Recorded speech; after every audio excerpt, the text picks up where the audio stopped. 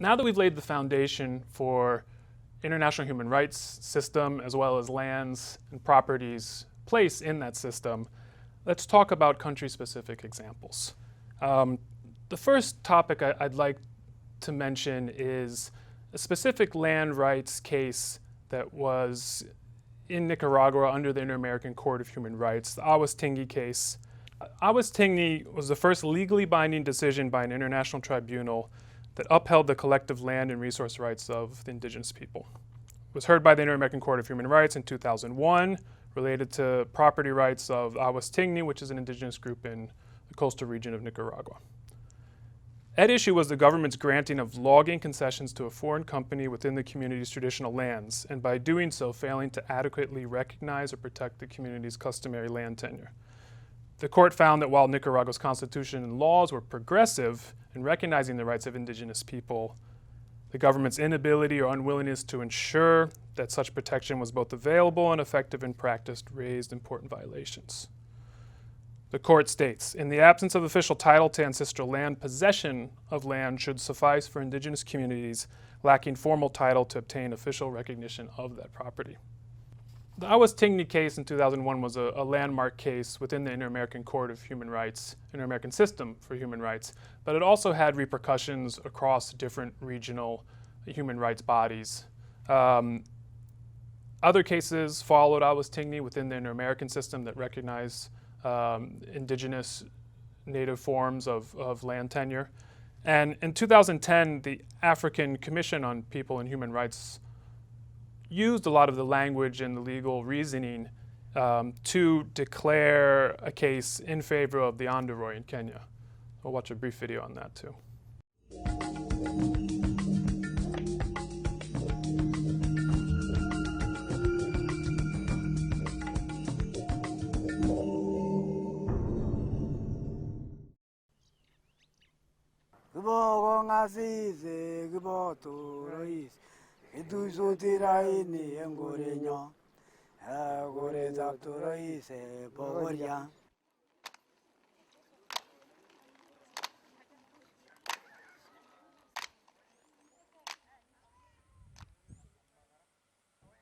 Jang bichu chigi menye laini chigi nyor chibe tunoe la ko kingo kapwa county council KWS ko chengene araita ako sakan ko chop lek pokoria kemer saf ko kingo chop ko ma mowich kala side ka servikas kelenje ke kono propinek chebo korak ke bolo ngaraita ku ye ke bolo ngaraita bas ko ipi joto ko kip ko amung ko fundi kiting toy cheke koji kwanyone akanyon kot koy chuko pale je chucho nguno ko irul le kike chengene kora akanyon tu kala ki chang kibo to rais ko gi bago ko tiritis kyagi ke ser ya tata nyon gelya nge chengata tugus tikyome ko cho ku yom so tamo magitinye beek chikororon chirote chebo maisa ke tebyanyon kityo ko nyaroti tu kyagi ke sutei ke lyongini ke nyi salak arandomi uno mi ba yebe siak tike ko ba ko igestoni kwelin alak ni sarang richo beek chibune mami be kongi nyor sine so ta ge ngai sai suru iwe ko maram di mami gen gai ais ke yo ko besi yo ko ban sine so ke batam bare mami ta ben ngele ne gai ni ka sa ge misu ma che mo tinye lak ta sap ege ito wala gigi yoen kasi aga tukul mi bi ki sirto ako bi chu ki sirto ko ki gutu be mulina ako kingo ka gutu pichu ko is ki bisto ku noy kora ko mi ger ki jam ko shengara arai nae ke bisto tol amo ke kerech ni matin ke chut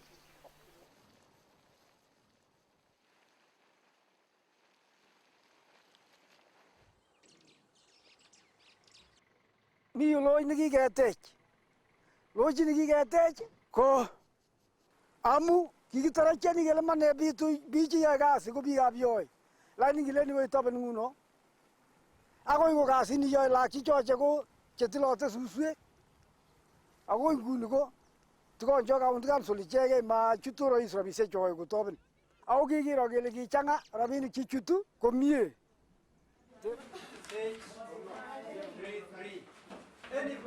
No bwoti ale ndot kusomanya lagok choche kokonyoru en kasit nois boisionik kandoinat koang ale kekororonitu makitinye serikali.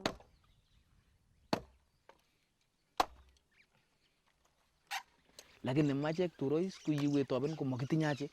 Iwe toben ku barabarosiek ko ile chekwake ichek ku koron mara kikindene lam lakini nenyone achek ko maindene chi lam. Ketinye tuguk chekibene serikali chekimuche kondenowech lam, kimuche kotekwech sukul kobolwech beek. Kinyoson en gaa.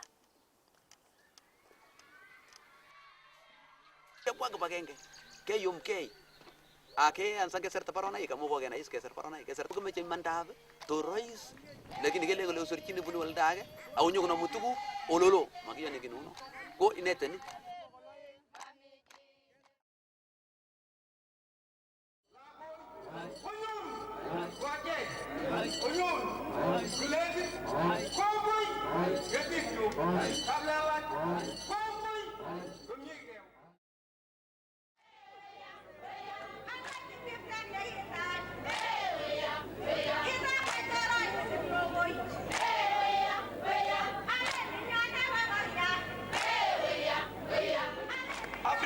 Commission ilisema recommend recognize rights of ownership to the Endorois and restitute Endorois ancestral land. B, ensure that the Endorois community has unrestricted access to Lake Bogoria and surrounding sites for religious and cultural rights for grazing their cattle. C, pay adequate compensation to the community for all the loss suffered. D, pay royalties to the Endorois for existing economic activities and ensure that they benefit from employment possibilities within the reserve. It's all our role to conserve the trees and the water bodies around us, never pollute them, for their important now and for the future. Thank you. It is not only victory for Endorois, but all the minorities and indigenous people of the world. So in February 2010, the African Union adopted the ruling of the Andoroi Welfare Council versus Kenya, the first indigenous land right claim to ever succeed before the African Commission on Human and People's Rights. The ruling marked the culmination of 40 years of struggle led by the Andoroi community, which in 1973 was dispossessed of ancestral land it had occupied since time immemorial in the Lake Bogoria region in the Kenya's Rift Valley. Since then, the land has become demarcated for the purposes of a wildlife reserve. The Africa Commission accepted the argument that the Andoroi are an indigenous community and that their ancestral and collective use of land is worthy of legal recognition. The case is unique, unprecedented in its recognition of indigenous peoples' collective rights within the African context. For the first time since the Charter was adopted, the African Commission recognized that those maintaining a traditional way of life that is dependent on ancestral land are indigenous in the African context and thus require adequate protection. This evolution, development in the Inter-American, the African Commission, as well as you start to see this in certain European Court of Human Rights rulings, has changed the landscape on recognition of property rights and land rights, particularly with regards to indigenous native groups. There's also a number of important national human rights rulings as well, where different courts, different nations' courts have decided in recognition of indigenous or tribal land rights, and therefore have expanded what is considered valid tenure, valid ownership. I'm just going to highlight a few of a litany of different national human rights cases.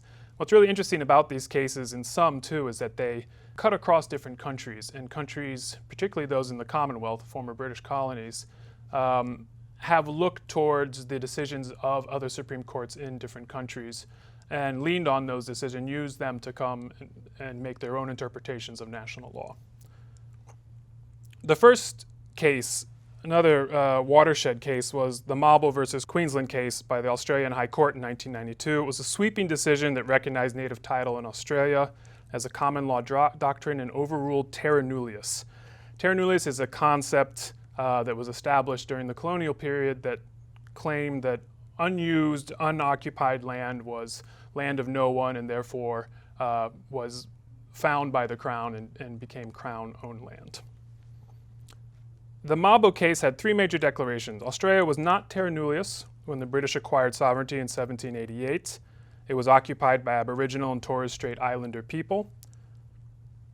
These people, the Aboriginal and Torres Strait Islander people, had rights in the land they occupied at the time of annexation of the British Crown, and these rights could survive the acquisition of sovereignty by the British Crown in accordance with the doctrine of continuity. Subsequent cases have used similar language in their rulings.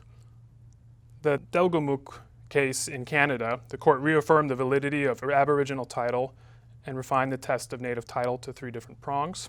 In the Sogong case in Malaysia, when the Malay Peninsula was colonized, a Torrens land system was introduced and all unclaimed land became Crown land. In this case, the court disagreed with the state and adopted the stance that native title exists under common law and therefore that the government has to compensate the loss of an indigenous group, the Temwan, for their homes and crops that were destroyed when a highway was built to connect to the international airport.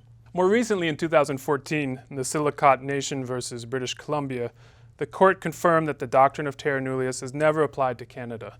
It affirmed the territorial nature of Aboriginal title and rejected the legal test advanced by Canada and the provinces based on small spots or site-specific occupation. The court overturned the Court of Appeal's prior ruling that proof of Aboriginal title requires intensive use of definite tracts of land and granted a declaration that British Columbia breached its duty to consult the Silicate with regard to its forestry authorizations. These national rulings, as well as the international rulings, are important for development programming. They're important for consideration of national policy around land and property rights. I want to talk now about a few different programming examples and considerations on land and human rights. Let's look first at land rights in conflict environments. Over the past many decades, there's been an evolution of the understanding of land and property rights in a humanitarian context. This culminated in 2005 with the UN Principles on Housing and Property Restitution for Refugees and Displaced Persons, otherwise known as the Pinheiro Principles.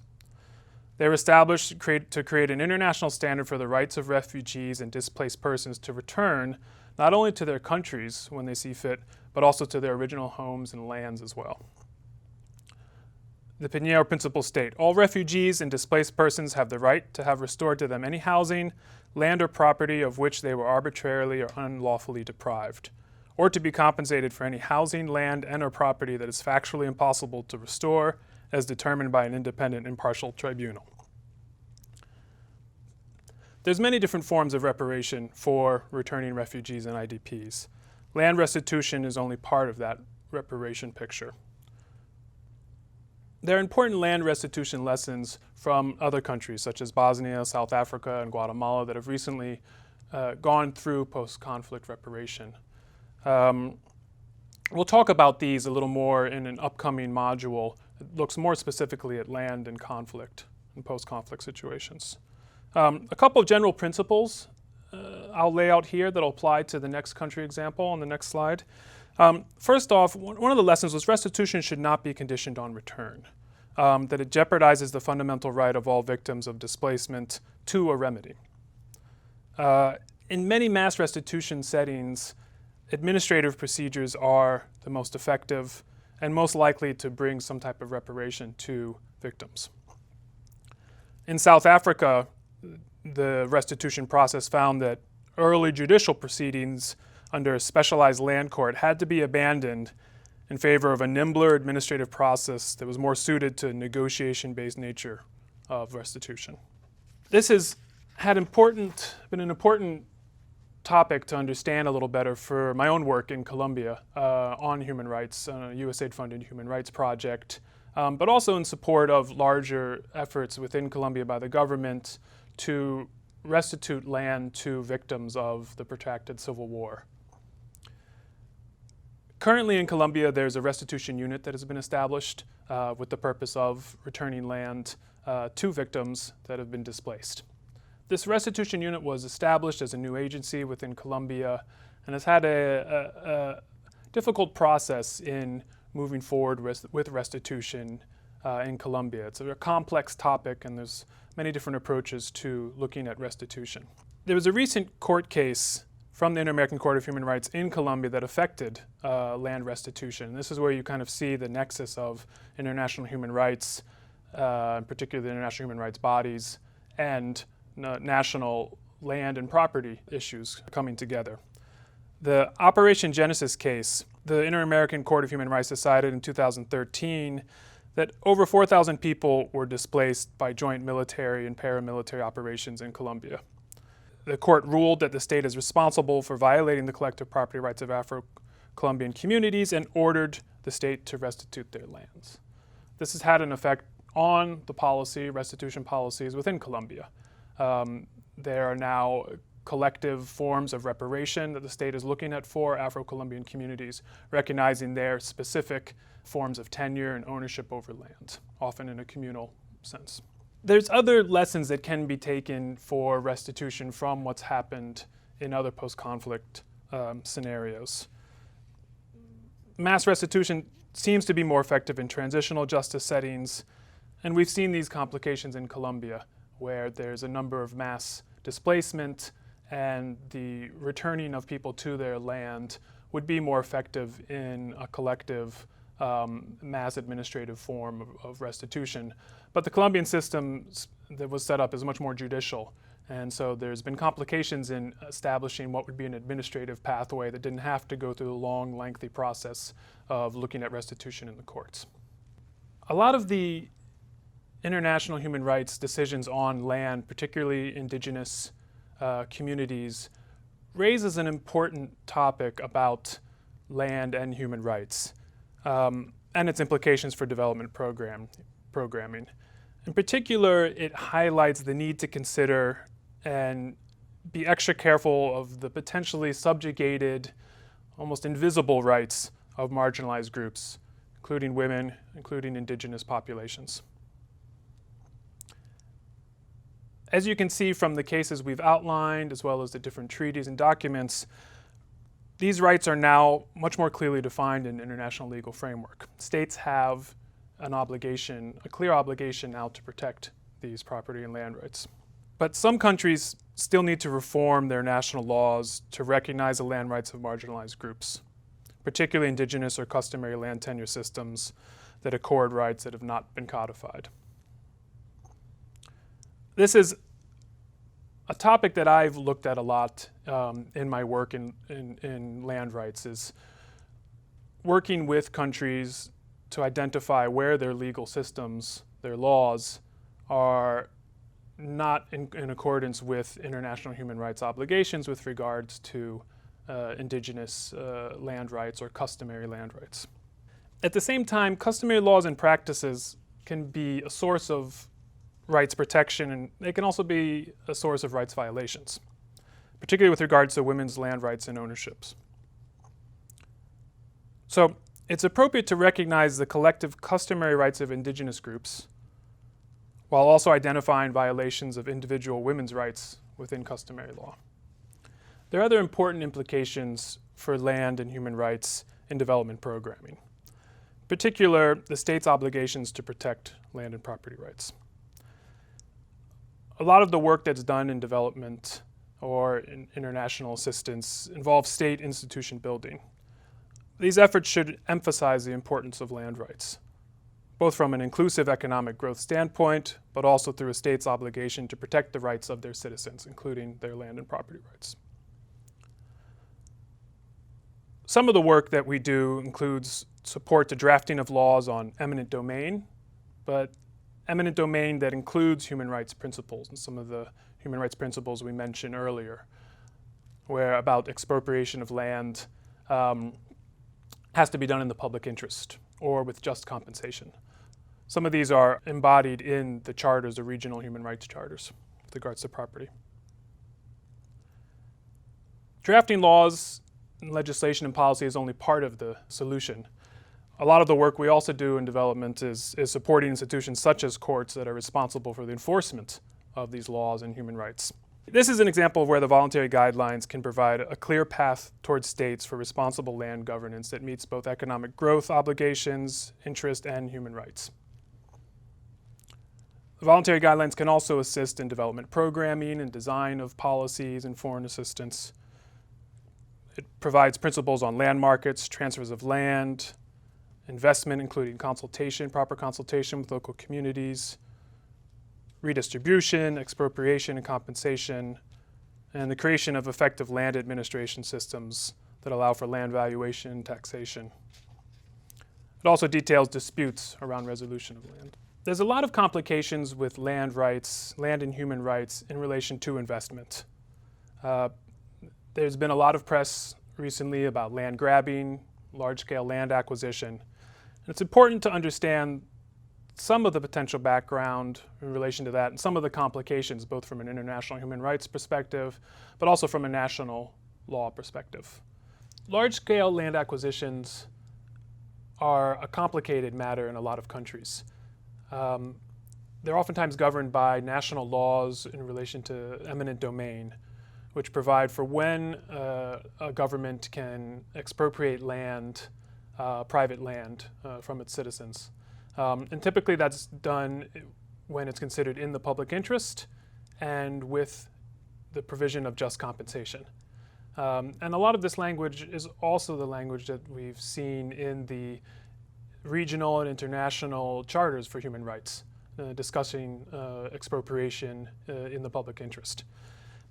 However, when you look at expropriation of land for investment purposes, or for conservation purposes, such as in the Anderoy case in Kenya to form a park, it gets messy. There's oftentimes a lot of different complications in the national setting. What is considered in the public interest, for example? Is a creation of a national park, is that in the public interest? Is the creation of a large rice farm that will provide jobs and food, is that in the public interest? How can you justify, or how can the state justify expropriation? And oftentimes this determination is left up to national courts, as it should be.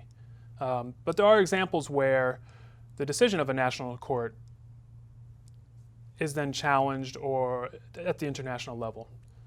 This is a little bit of what you saw in the Anderoy case.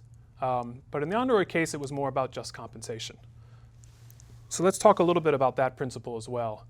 So when a piece of land is expropriated by the government for investment purposes, development purposes, or for creation of a national park, or in the case of the Awastingni, where a right to extract timber was given to a government even though it was on the land of the indigenous tribe. Once the question of ownership is established, and it's established that it's in the public interest to expropriate that land, how then do you determine just compensation?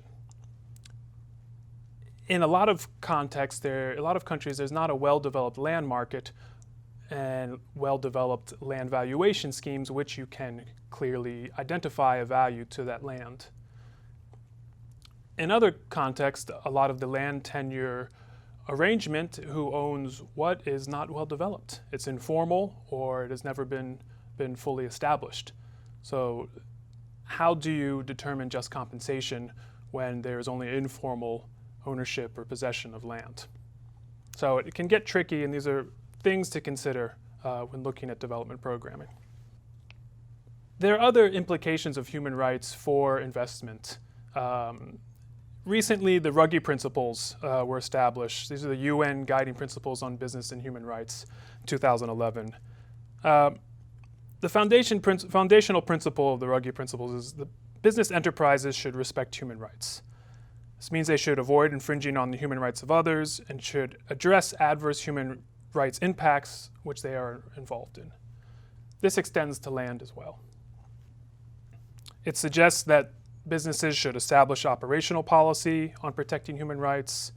They should conduct due diligence on potential human rights impacts. And they should try to remediate any violation of human rights that were caused by them or that they contributed to.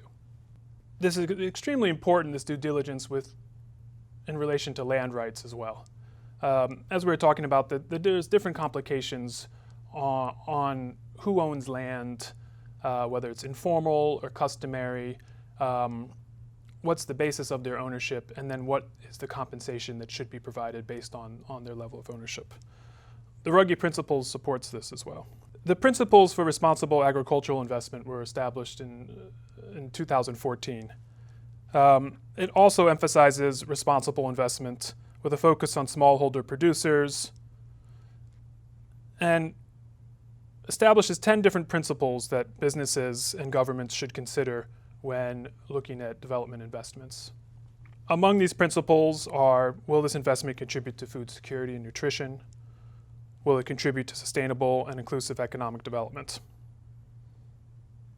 And then the principles provide some guidance on how to comply with rights obligations in the context of investments.